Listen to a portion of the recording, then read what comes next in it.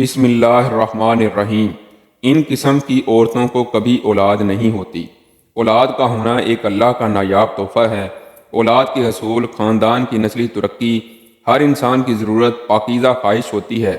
ایک شادی شدہ جوڑے کی خوشیاں اس وقت ادھوری رہتی ہیں جب تک اس جوڑے کی گود میں اولاد جیسی نعمت موجود نہ ہو۔ بحیثیت مسلمان ہمارا ایمان اور یقین ہے کہ اچھی اور نیک صالح اولاد اپنے والدین کے لیے مغفرت اور بخشش کا ذریعہ ہے۔ بے اولاد کا جب بھی ذکر آئے تو ہمارے ذہنوں میں یہ خیال آتا ہے کہ اس کی وجہ عورت ہی ہوگی۔ اس وجہ سے بہت سارے خاندان پریشان ہو جاتے ہیں، خاص طور پر خواتین کا استحصال شروع ہو جاتا ہے، جبکہ یہ ہرگز ضروری نہیں ہے کہ بے اولادی کی وجہ صرف عورت ہی ہو سکتی ہے۔ بے اولاد ہونے کی وجہ مرد حضرات بھی ہو سکتے ہیں۔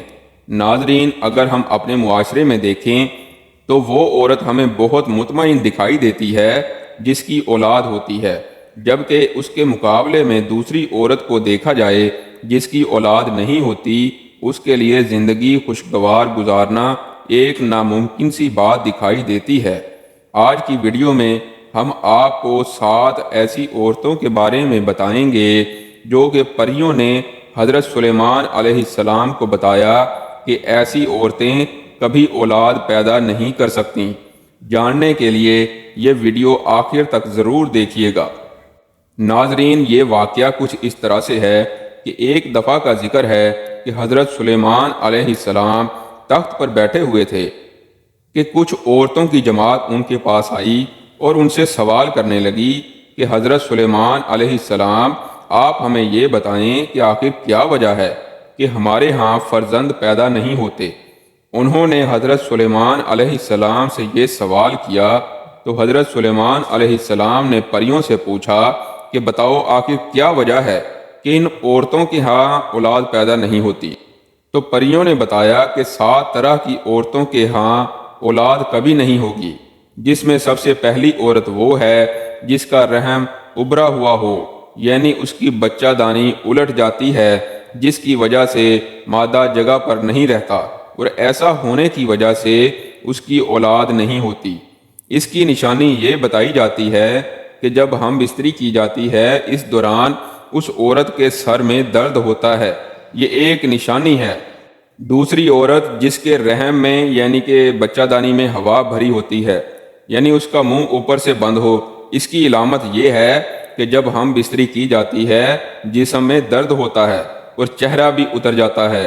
تیسری علامت ان عورتوں کی جن کو اولاد نہیں ہوتی وہ یہ ہے کہ ان کے رحم میں گوشت زیادہ ہوتا ہے، جس کی وجہ سے اس کا منہ بند ہو جاتا ہے۔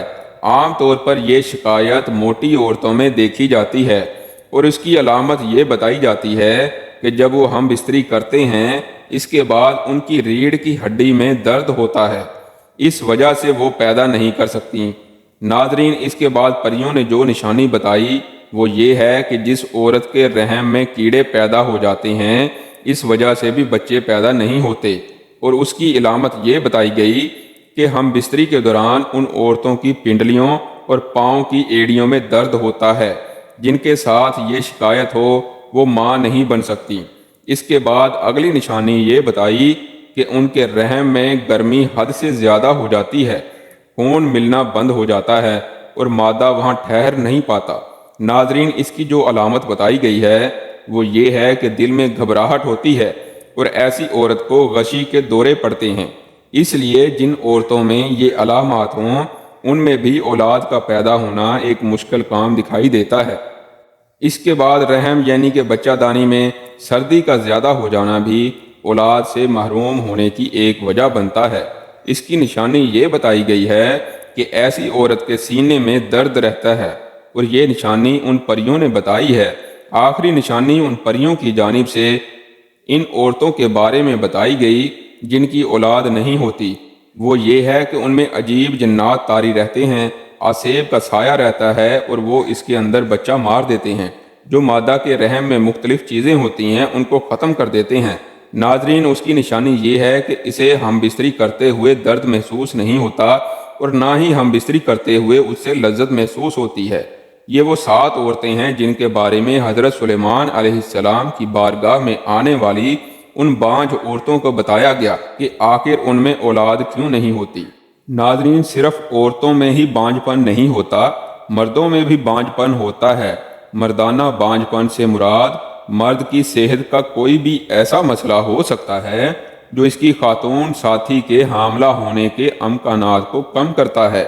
100 میں سے 13 جوڑے غیر محفوظ جنسی تعلقات کے باوجود حاملہ نہیں ہو پاتے۔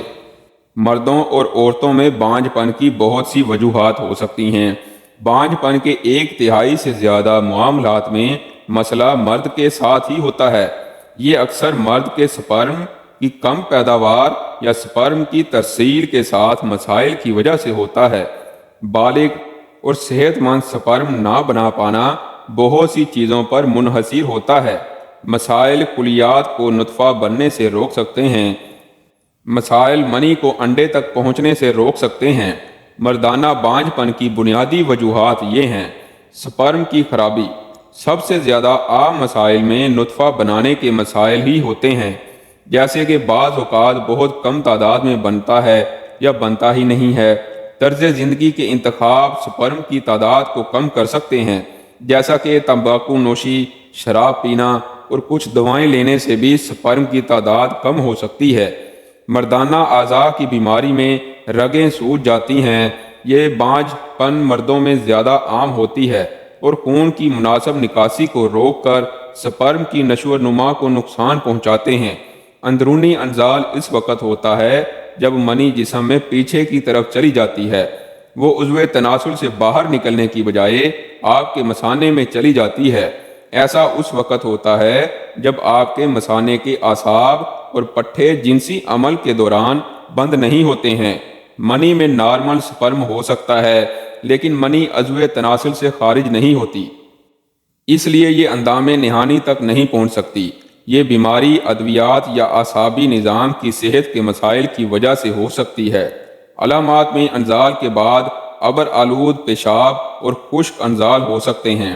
بعض اوقات مرد کا جسم ایسے جراثیم بناتا ہے جو اس کے اپنے سپرم پر حملہ کر دیتے ہیں۔ جراثیم اکثر چوٹ، سرجری یا انفیکشن کی وجہ سے بنتی ہیں۔ وہ نطفہ کو حرکت اور عام طور پر کام کرنے سے روکتے ہیں۔ یہ جراثیم سپرم کے لیے انڈے میں داخل ہونا مشکل بنا دیتے ہیں۔ ناظرین، یہ تھی کچھ ایسی وجوہات جو کہ بے اولادی کا سبب بنتی ہیں۔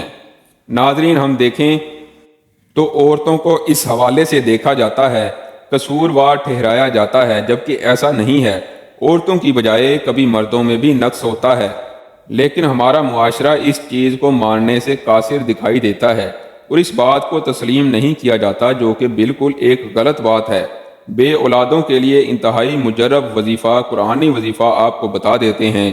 جو میاں بیوی اولاد کی نعمت سے محروم ہوں اور ڈاکٹر، حکیم اور طبیب علاج سے عاجز آ چکے ہوں، ان کو چاہیے کہ وہ اللہ تعالیٰ پر کامل بھروسہ کرتے ہوئے انتہائی توکل اور یقین کامل کے ساتھ روزانہ صبح و شام بوقت نماز فجر اور بعد نماز مغرب 21 مرتبہ اس آیت مبارکہ کا وظیفہ کریں اور اللہ تعالیٰ سے اولاد صالح پیدا ہونے کی دعا کریں۔ یاد رکھیں، اس عمل مبارک سے پہلے اور آخر میں 11 مرتبہ درود ابراہیمی پڑھنا ہے۔ انشاءاللہ اولاد نرینہ پیدا ہوگی۔ اور قرآنی عمل مبارک یہ ہے جو کہ قرآن حکیم کی پارہ نمبر 21 سورۃ سجدہ کی آیت نمبر 7 سے 9 ہے، جسے میاں بیوی نے پڑھنا ہے۔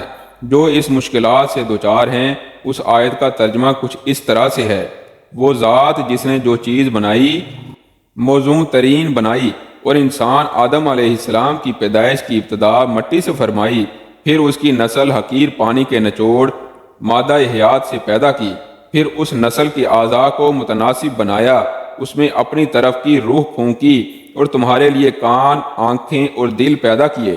اس کے باوجود تم بہت ہی کم شکر ادا کرتے ہو۔ ناظرین، خواہش اولاد پوری ہونے کے بعد صدقہ خیرات لازمی کریں۔ اللہ پاک تمام بے اولادوں کو نرینہ اولاد عطا فرمائے اور ہمیں پرسکون صحت مند زندگی عطا فرمائے، آمین ثم آمین۔ ناظرین، کمنٹ باکس میں اللہ کے 99 ناموں میں سے ایک نام ضرور ٹائپ کریں اور ہمارے چینل کو سبسکرائب کر دیں، لائک کر دیں، شیئر کر دیں۔ شکریہ۔